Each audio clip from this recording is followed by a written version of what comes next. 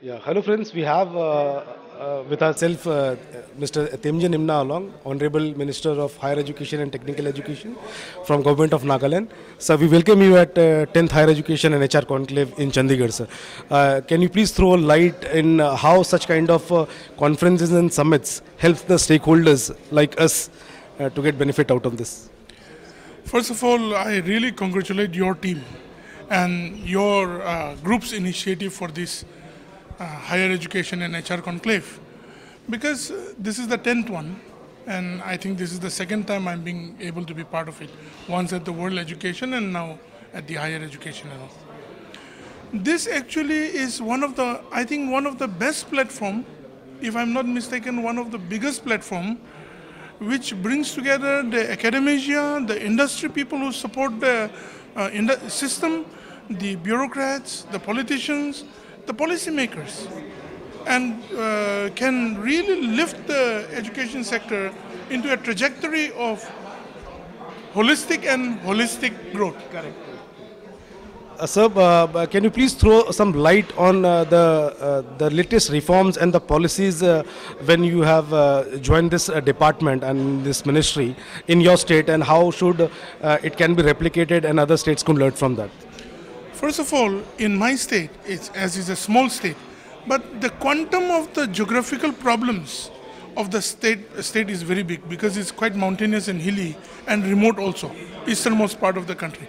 So connectivity of the students, the faculty and the directorate and the minister on social media platforms have been activated. So the students can bring in their problems to the minister directly, and it will be in the knowledge of the directorate and the secretariat. Likewise.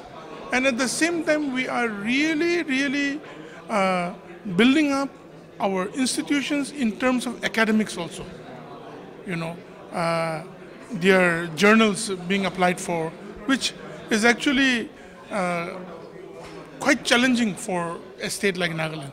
So nowadays those reforms are happening, and at the same time, we are trying to bring in the community also into the development of its institutions, so that they know that the children are getting educated. It's their property, it's their students, and like that.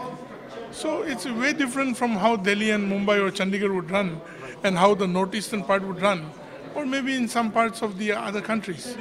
So reforms are happening. Smart classrooms have entered, our institutions, and research works have started to work out well. And so that's how we are working now. So a very nice message which you just said during your speech. Higher Education and Technical Education Department as a whole has been come up as an incubator rather than opening small incubation cells in different departments. Can you please elaborate in a very simple language, how is that, sir? See, first of all, we have to know that we are the incubating centers. Opening more micro incubators without realizing that we are the incubator will not be able to be successful in developing the incubation centers in the micro level. Until and unless we, the Department of Higher Education and Technical Education, realize that in our center, people have come, young minds have come in, and we have to build them for nation building, world building, community building, in whichever way, it's going to be difficult. Without the doctors have to run the doctor centers, the medical centers. You can't allow, engineers to run medical colleges. It's the same way. If we are not the doctors, if we don't believe that we are the one where the centers have to come, how can we allow the centers to come up? So that is the very simple logic. और हमारे देश में तो बहुत बार दूसरों को टिप्पणी देने में बहुत अच्छा है, मगर जबकि हम लोग खुद वो नहीं लेते कि हमको भी टिप्पणी चाहिए. That is the same way. So in the era of digital learning and digital education, we have a print edition and the publication by the name of Digital Learning, yes, which is again a print publication. I need your suggestion or your advice. Is it the right thing which we are doing, and still the scopes and of print is there alive, and how is it working along with the collaboration of digital and print both? No, I think print the scope of print media is still very relevant. You have a digital learning magazine on a print, and I'm sure you're going ahead with your digital ways also. But I really want that this should be subscribed by almost all the colleges of this country. And you need to evolve your magazine a little bit into a wider spectrum of the industry, the education, the policies, like that, and drive it towards digital learning. So, any message for the people over here or and public in large in terms of the academicians and to the students would you like to give? First of all, to the students, they are our students. So we have just started.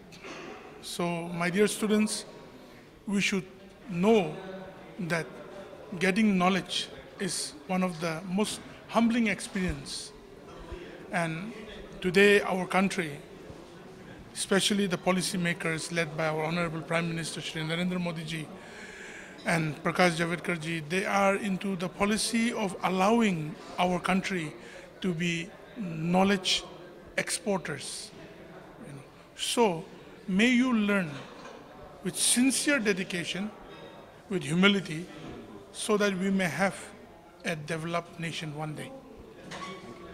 So, as we just announced, ILETS is celebrating its 16th glorious year. A couple of days back, we have turned 16. A small sweet message we would like to hear from you on our anniversary. Oh, congratulations, first of all, on the 16th anniversary of ILETS. You have done a tremendous job. You are doing well.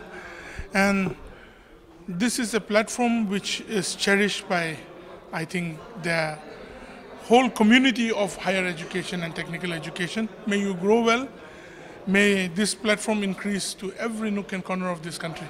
Congratulations to you and your team, and to your boss and your team also. Thank you so much, sir. We are very blessed and honored to have you at this platform.